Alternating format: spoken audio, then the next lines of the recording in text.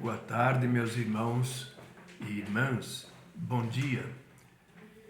Nós teremos amanhã o 28º domingo do tempo comum. O tempo, como nós estamos vendo, ele corre.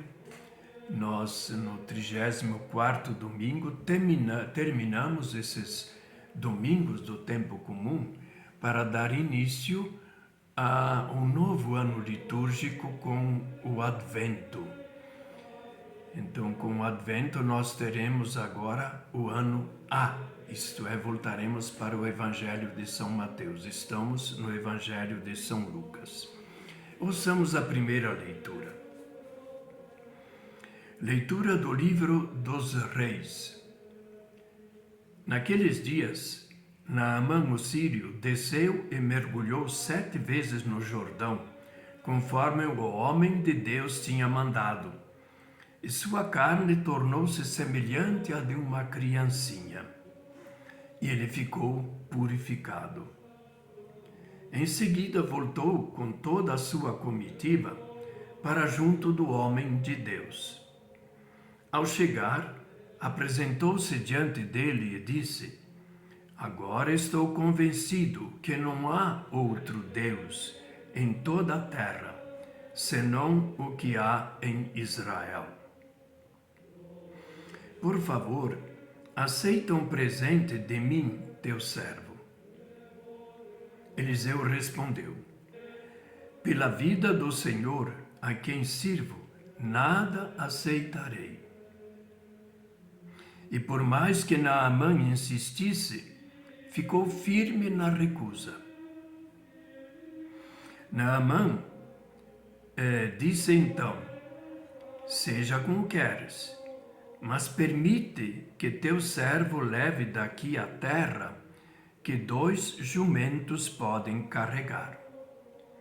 Pois teu servo já não oferecerá holocausto ou sacrifício a outros deuses, mas somente ao Senhor. Palavra da salvação. Demos graças a Deus. O Salmo responsorial, ele fala dessa salvação. No caso de Naamã, é a purificação da lepra. E aqui fala da salvação. O refrão é: O Senhor fez conhecer a salvação e às nações revelou sua justiça. É o Salmo 97. Ouçamos também o Evangelho de amanhã. Proclamação do Evangelho de Jesus Cristo, segundo Lucas. Aconteceu que, caminhando para Jerusalém, Jesus passava entre a Samaria e a Galiléia. Quando estava para entrar num povoado, 10 leprosos vieram ao seu encontro.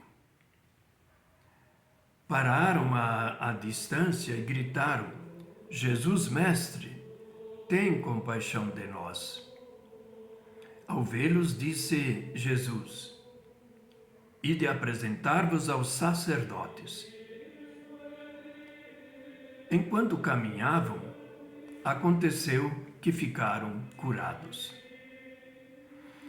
Um deles, ao perceber que estavam curados, que estava curado, voltou glorificando a Deus em alta voz e atirou-se aos pés de Jesus, com o rosto por terra. E ele agradeceu. E este era um samaritano. Então Jesus lhe perguntou: Não foram 10 os leprosos? E os outros 9, onde estão? Não houve quem voltasse para dar glória a Deus, a não ser este estrangeiro. E disse-lhe: Levanta-te e vai, tua fé te salvou.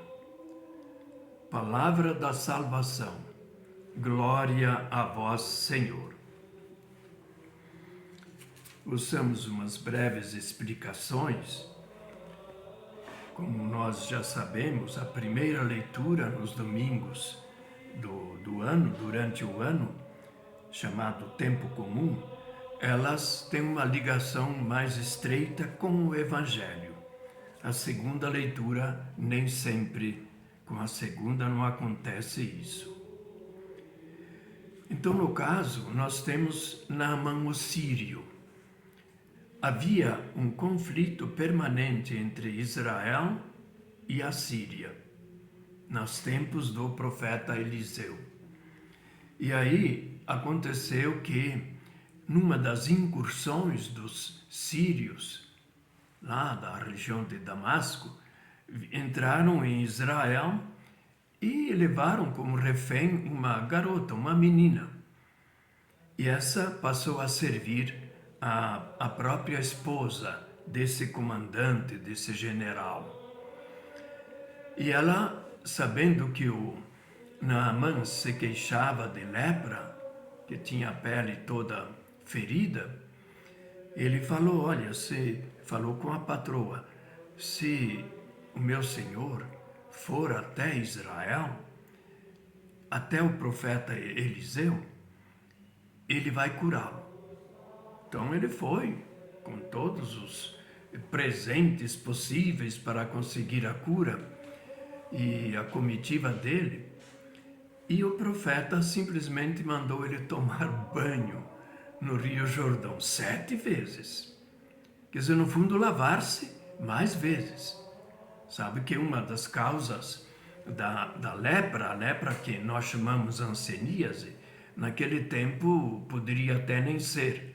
Qualquer mancha de pele já era considerada uma lepra. Bem, no caso dele talvez fosse diferente, né? Era hanseníase mesmo. E então ele não quis saber, eu vou voltar, saiu como que xingando, né? E aí os servos dele disseram, não, mas ele pediu tão pouco, tomar banho aqui. Ele tomou aquele banho 7 vezes, quer dizer, demorou um tempo, no mínimo uma semana, o quê, né? E na volta, então, ele quis agradecer. Vejam só, a gratidão é um dos temas importantes aqui. Mas tem outro que aparece logo depois. E vejam que essa gratidão, ela também aparece na atitude de Eliseu. Naamã queria dar presentes. E o que responde Eliseu?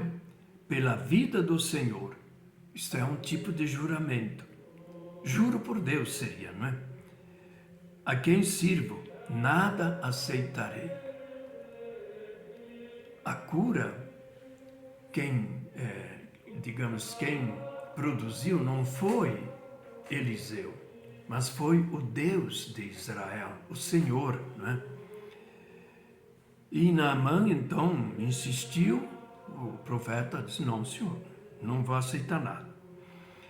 E aí, então, Naamã disse, seja como queres. E vejam, agora vem a fé, no fundo a conversão. Cada pequeno país, Israel, a Síria e outros vizinhos, tinham o seu Deus principal.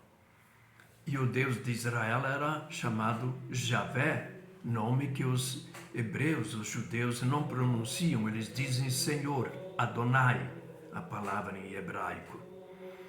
Então aqui, o que ele pede? Me permite levar 2 cargas de terra.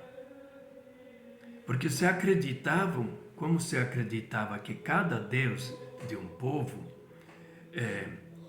era o Deus daquela terra e não de outras nações, então ele quis levar aquela terra para construir um altar sobre esse chão, essa terra esparramada no chão, para poder então adorar somente o Deus de Israel, como o único Deus. Então é uma afirmação que Deus de Israel é o Deus de todos os povos. Outros povos davam outros nomes e tinham até mais de uma divindade, deuses digamos, de escalas diferentes, né? E aqui ele promete que vai, então, adorar unicamente ao Senhor. É uma conversão, é a fé. Ele teve que ter fé, acreditar nas palavras do profeta do Senhor, Deus de Israel. E resultado, ele agora se converte, não só obtém a cura, mas também obtém a conversão. Agora aqui, no Evangelho também, a gente logo vê, o tema é a mesma questão da saúde. A lepra. Lepra, como eu já falei, nós chamamos de hanseníase. Mas eles consideravam qualquer mancha um pouco estranha, não é? Nós diríamos uma alergia ou coisa assim na pele, já era considerada lepra. Então, Jesus, ele está a caminho de Jerusalém. E ele, vejam que ele passava entre a Samaria e Galiléia. Os samaritanos e os judeus não se entendiam. E os judeus até desprezavam os samaritanos, que, no entanto, tinham os 5 primeiros livros da Bíblia, o Antigo Testamento, eles tinham tanto como os judeus de então. Mas judeus tinham muitos outros livros, os profetas, salmos, livros da sabedoria, livros históricos. E então ele, digamos, a religião no tempo de Jesus, a diferença entre samaritano e judeus que não se entendiam. E Lucas, ele várias vezes insiste, eles são tão bons, até melhores do que nós. Naquela parábola do bom samaritano, que todo mundo conhece, nós já ouvimos aqui também, então se expressa muito bem esta tônica, insistência de Lucas em pegar palavras e acontecimentos da vida de Jesus para dizer a mensagem de Jesus é algo novo, diferente. Deus é Deus de todos. Então, essa universalidade de Deus aparece na primeira leitura. Quer dizer, ele torna-se como que o Deus universal. E essa era a crença, sobretudo nos últimos séculos antes de Cristo, no judaísmo, que Deus é o único Deus. Os outros não são deuses. Tem muitas passagens da Bíblia assim que representam essa crença. Então aqui são 10 que vem, ele chama de uma localidade. Não tem nem nome esse lugar. A gente se espanta porque na lei judaica, né, no livro do Levítico, se diz que quem tem essa doença não pode conviver com os outros, nem no culto, nem na família, tem que estar fora dos muros. Talvez eles estavam lá por perto, mas não de dentro da cidade. Mas eles vinham ao encontro desse grupo que, não sei se já sabiam ou não que era Jesus, mas eles se aproximam. Jesus logo viu que eram leprosos e ele teve compaixão, né? E eles pediram, pararam e pediram, não chegaram para contaminar Jesus, né? Jesus, mestre, tem compaixão de nós.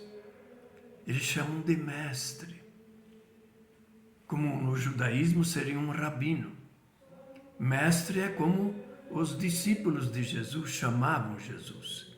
Mestre, aquele que ensina. Aquele que ensina pela palavra, pelos gestos, pelo bom exemplo que ele dá. E Jesus, então, simplesmente mandou que eles fossem se apresentar ao sacerdote.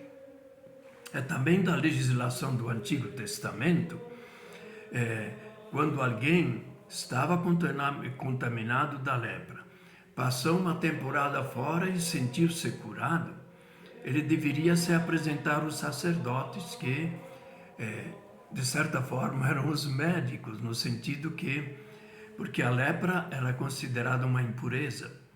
Eles, examinando a pessoa, podiam dizer, olha, você pode voltar ao convívio da família, pode então viver na sociedade nossa, mas também pode participar do culto.